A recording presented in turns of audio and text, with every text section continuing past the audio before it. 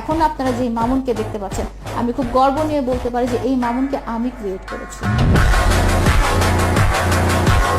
মামুনের সোশ্যাল মিডিয়াতে তার পেজ ভ্যালু একটা ছিল কিন্তু সেটা এই স্টেজে ছিল না। সেটা যেই স্টেজে ছিল সেটা সবাই জানে। রাস্তাঘাটে মার খাইতো,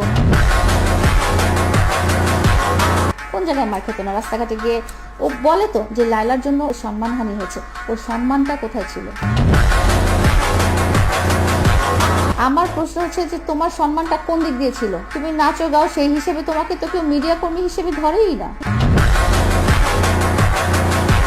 মেইন মিডিয়া কর্মী না, তুমি লাইকিতে নাচো গাও, সেই হিসেবে তুমি যখনই রাস্তায় বের হও তোমার লোকজন পিটাইতে আসে,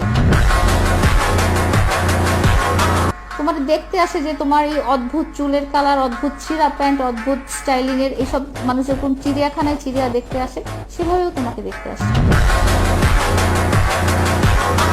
এটাকে তুমি যদি বলো যে সম্মান, তাহলে আমার সম্মানের সংজ্ঞাটাই তাহলে ভুল।